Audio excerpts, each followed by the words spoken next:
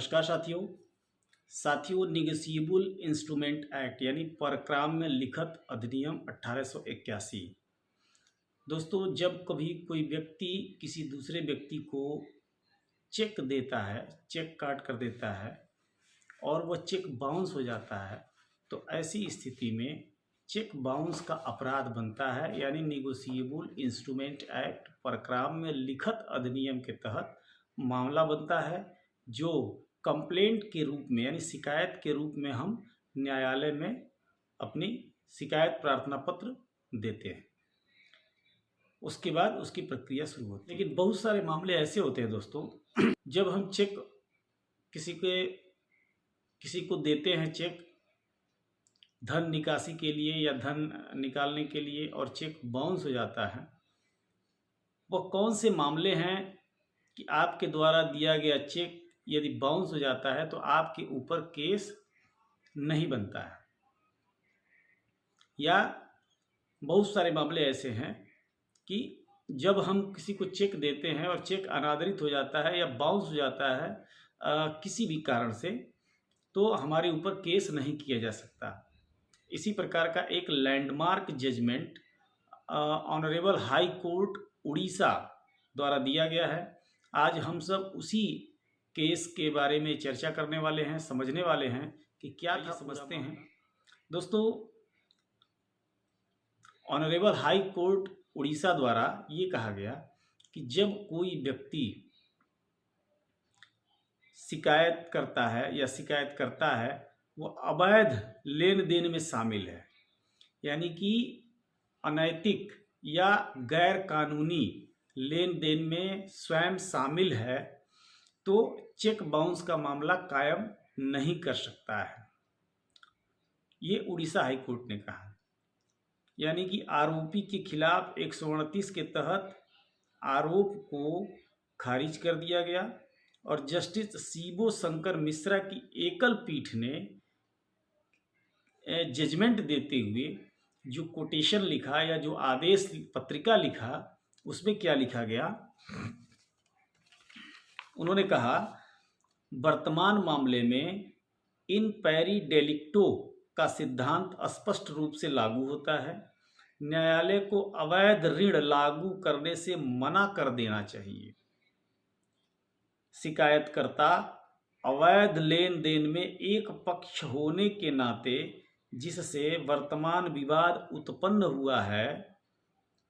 अपने स्वयं के अपराध से मुक्ति नहीं पा सकती है। वह याचिकाकर्ता के बेटे की ओर से किए गए अवैध आचरण में बराबर की भागीदार रही है।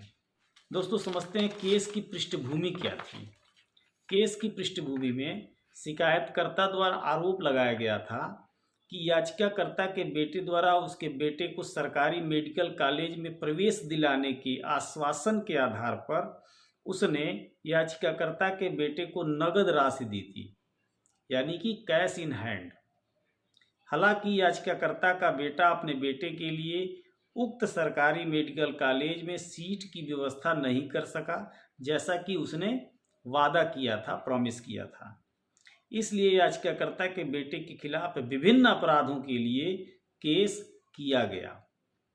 जो सुनवाई के लिए लंबित है। अब शिकायतकर्ता ने याचिकाकर्ता के बेटे से पैसा वापस मांगा। उक्त दायित्व का निर्वहन करने के लिए याचिकाकर्ता ने शिकायतकर्ता के पक्ष में अपने बैंक खाते से 2 चेक जारी किए, जो बैंक में प्रस्तुत करने पर अनादरित होकर वापस आ गया, यानी कि चेक बाउंस हो गया। अब जब चेक बाउंस हो जाता है दोस्तों, तो उसके बाद एक लीगल नोटिस भेजी जाती है, यानी चेक दाता के पास, जिसने चेक दिया था उसके पास लीगल नोटिस भेजी जाएगी। उसका उसे जवाब देना होता है। यहाँ पर इस मामले में चेक दाता ने कोई जवाब नहीं दिया नोटिस का, और उसके खिलाफ 138 निगोशिएबल इंस्ट्रूमेंट एक्ट 1881 के तहत कंप्लेंट दाखिल कर दिया गया। तो जब कंप्लेंट दाखिल कर दिया गया, तो उस कंप्लेंट के खिलाफ क्या यह कंप्लेंट बनता है, बनेगा या नहीं बनेगा, क्या यह मामला 129 एनआई एक्ट के तहत सुनवाई के योग्य है, इस पर विचार करने के लिए उसने ऑनरेबल हाई कोर्ट उड़ीसा में एक पिटीशन दाखिल कर दिया। एक पिटीशन दाखिल करके और अपना पक्ष उसने रखा। अब क्या हुआ, न्यायालय द्वारा 138 एनआई एक्ट के तहत अपराध के तत्वों की विधिवत जांच की गई,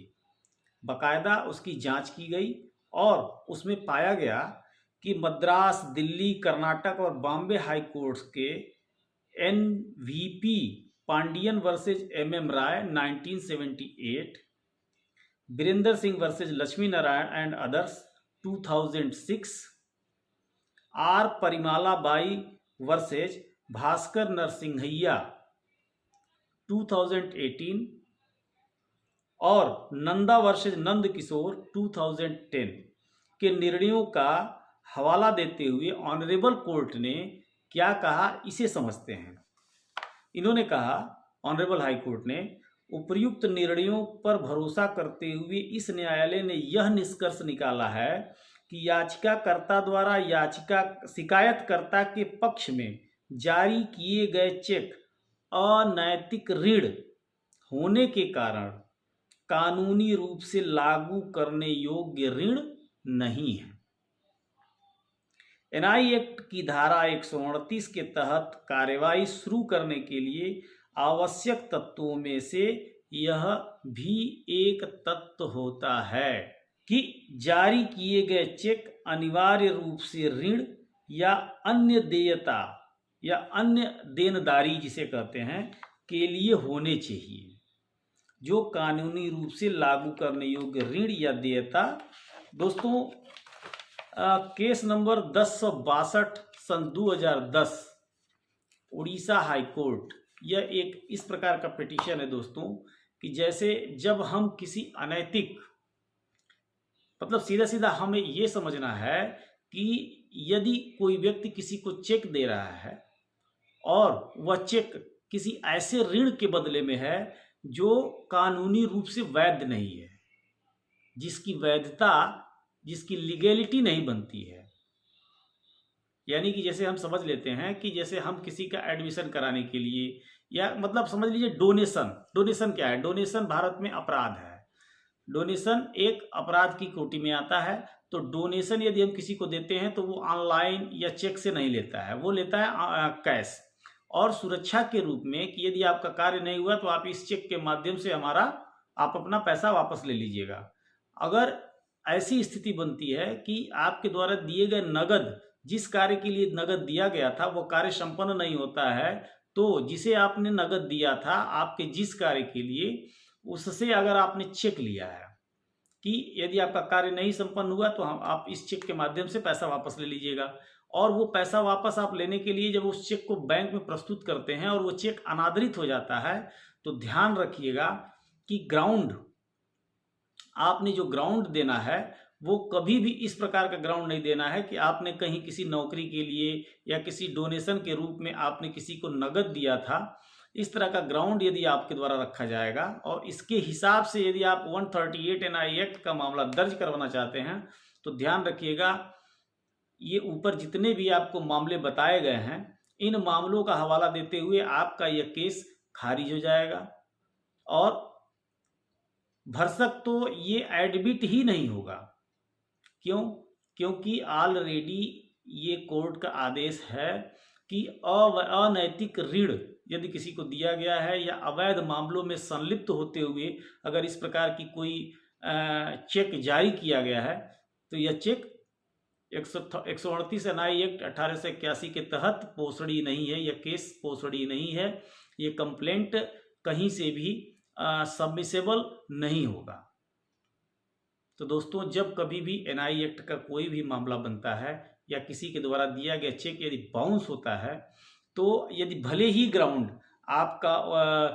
अनैतिक या अवैध तरीके से हो, उसे आपको यह देखना चाहिए कि आप किसी न किसी वैध मामले में उसे वैध मामले को दर्शाते हुए ही उस चेक का प्रयोग 138 एनआई एक्ट के कंप्लेंट के लिए करेंगे। और इसकी शुरुआत आपको नोटिस में ही करनी चाहिए। नोटिस देते समय इस चीज़ का ध्यान रखना चाहिए, क्योंकि वो नोटिस जो आप नोटिस देते हैं तो वो नोटिस